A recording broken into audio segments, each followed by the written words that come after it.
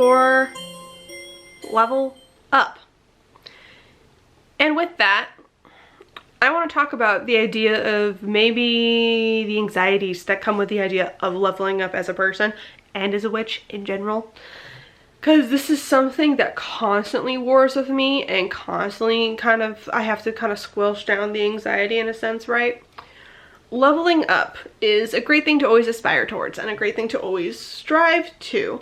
But with that idea comes a lot of the worries of imposter syndrome, and when am I ever beyond a certain level? When am I ever acquiring something better? When am I maybe going too far in attempting to achieve something? Is there even another level to firmly achieve, or are all the lines pretty blurred on what level we're all at? I think this comes up a lot too with the idea of being a beginner witch and being a new and baby at something. Beginner is such an easy thing to identify. We're like, yes, I know nothing. Teach me the things. Or I know barely anything. I'm like, I got an idea, but I cannot operate that well. But at what point is there a level 2? What point do you level up to the next stage? Are you now, whatever the next thing is? There's different levels in the occult. There are different levels in certain traditions of Wicca. There are certain like really structured levels for those who are in a more organized societal spiritual basis, religious basis, those things. You know, the church has levels. We have the Pope at the top and then it goes all the way down. We have people who, you know, seeking religious or spiritual ascension and or knowledge has certain things when other people have gathered a consensus and decided. But what if you're solitary? That entirely changes. Now we have to decide for ourselves, what am I at the next level? When am I ready for this next thing? What is a next level topic for me versus a topic that I just never want to deal with or am never quite ever going to understand all that well because it don't vibe well with me? Like, deciding these things becomes difficult as a solitary witch, right? Like, I realize now as I am about what, almost 4 or 5 months? August, September, October, 3 months, there we go, into my second year of claiming the word witch. And what does that mean? Like, there are certain things that I've been studying and looking into for a very long time and I'm really getting into it. Tarot is one of those things that I can see that I'm not a beginner anymore in any way, shape, or form. I was a beginner back when I was 19 and I got my first deck. Now I am probably like lower, upper level beginner. Lower level, like somewhat knows my knowledge, like kind of deal. Because I know a good amount of the cards. I can pull a reading and gather intuitive stuff along with combining my book knowledge that I know of them, right? I have several different decks now, just knowing for me that means that I can interpret different images of different cards and pull multiple meanings out of a card because of that. Like, there's certain things like that where I'm like, yeah, no, I got this down decently well that I maybe wouldn't call myself a beginner anymore. When it comes to other things, I am way beyond beginner in any way, shape, or form. I think of that with my dealings with the astral. I have not just been diving into the astral in a like, let's try this out for like I did with tarot since I was 19. Like, I have been using the astral, and even if I didn't know it was called the astral at the time, in my life since I was a little kid. Like, I have been doing that for a very, very, very long time. I honestly don't even think I can remember a time where I didn't like trip out of my mind with daydreams or other certain ways, and I would find ways to kind of, you know, focus and meditate off and get my mind to go into that succinctness, and I was striving for more things that would trigger that switch for me ever since I was like in elementary school. So when it comes to that stuff, at least for my own personal astral travel and my personal practice, I know my stuff about how to go in, how to come out, how to trigger something new, when to accept something different, when to, you know, allow in, allow out, what is protective, what isn't. I've done a lot of this type of stuff just all the time, and so much of the work was done so much beyond the word witch of when I took that on. But now it's got an even whole nother applicable layer to it, which is like, okay, so now we have a word for what I was doing, and I can make certain associations and differences and see when guides were speaking to me versus this is a slightly past life thing versus something else. Like, I can definitely see a lot more of these details, right? So I would not consider myself beginner in any way, shape, or form. I would consider myself higher up in that sense, just because I've been doing it for so long and I know how to tap in and out of it really, really easily. But then there's other things, right? When it comes to historical stuff, knowing the history, which I think is always important when you are looking into a new spirituality or faith. What do other people who have done this before have done with you, right? What has, you know, what were the teachings of Gerald Gardner? What were the things of Crowley? What were the things of different people around? And what a historical context comes with being a witch, with the idea of the Salem witch trials, and then all of the different pagans and how Christianity and other religions and faith have kind of like mulled over the multiple different pagans' beliefs in like teachings and stuff like that. How did things get twisted and changed? What preconceived notions do I have about the history that may or may not be wrong just because that's what was culturally taught to me, but I never went and searched for the information myself quite yet. With that, I'm still so freaking new. I definitely have done a huge history dive a lot in the past like 6-ish months, because I realized how many things I didn't know beyond the elements, beyond, you know, what is a demon, a spirit, or, you know, making those differentiating concepts. When it came to the actual knowledge and who was providing it, I started asking a lot of questions and started going, okay, cool, but who originally came up with that? Who originally said that this is where this came from? What were the origins of this, and this? And do we even have a historical fact that says that is for sure these the origins? Or are we all kind of like just pulling stuff from what we can and then guessing? It's a lot of that. A lot of just guessing. And then when it comes to other things too, where I have enough working knowledge, but I'm not entirely sure if I even want to pursue another level of it, you know? Like, I have a working knowledge of herbs. I have a working knowledge of knowing that what works for love and courage or protection, and I know what is not good to eat in any way, shape, or form, regardless of its stuff. Like, stay away from certain plants, don't touch it. Like, unless you really know what the hell you're doing, don't touch it. That is kind of all I need to know, at least for now. My interests don't really progress beyond that. I like knowing more about the herbs because it gets me to cook more, and then it makes me see more intention and purposefulness in my food, which just will get me to eat healthier and live a healthier life in general. So like for that, I like it and I'm very into that. But beyond that, you know, I don't know if I will ever attempt to grow my own garden again. You know, I attempted it once, it didn't go all that well. So I don't think I'll ever want to venture into that. You know, I will probably forever be that semi-intermediate, pretty much a beginner, more so level when it comes to herbs and stuff, because it's never going to be my shtick.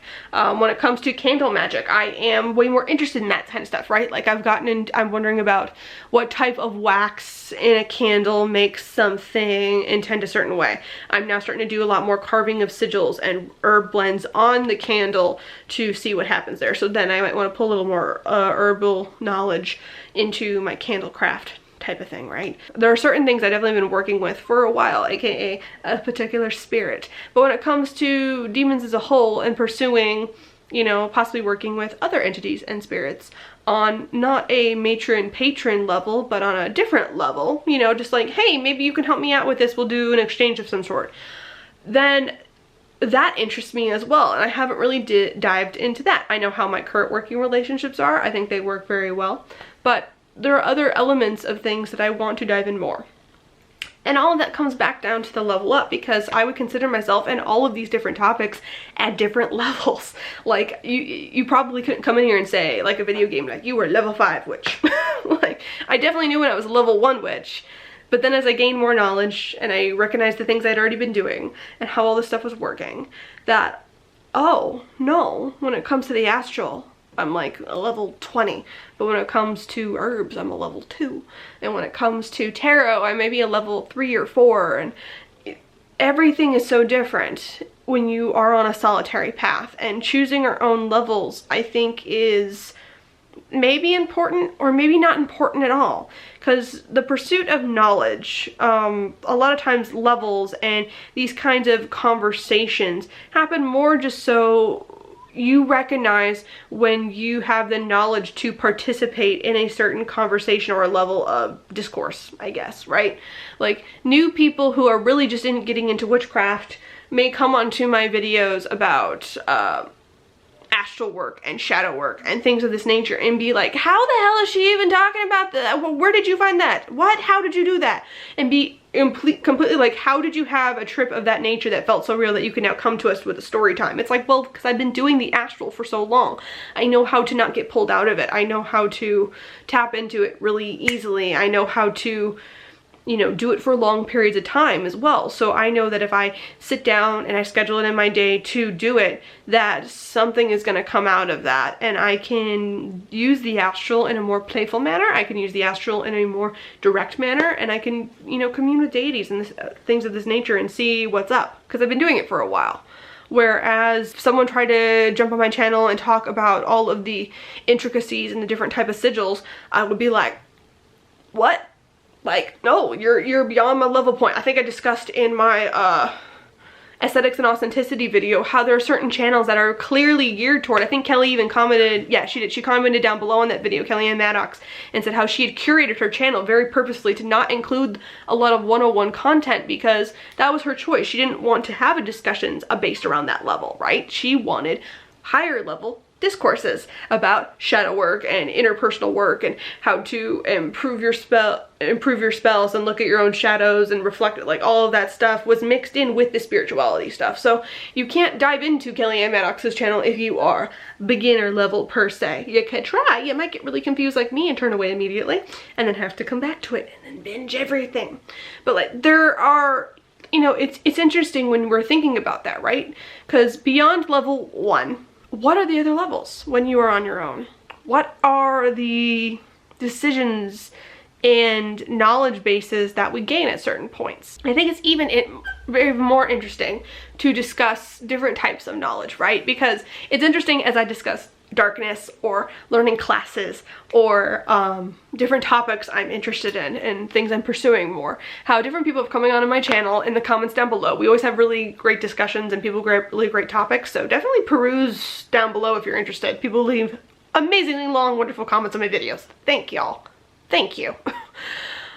And with that comes, you know, that some people are like, hey, you know, caution there. And I'm like, no caution there. For me, I am like, let's go. My guides know. And even if I'm baby to the word witch when it comes to this one thing, I'm not baby at all. I know what I'm doing. We can dive into this and see what comes of it.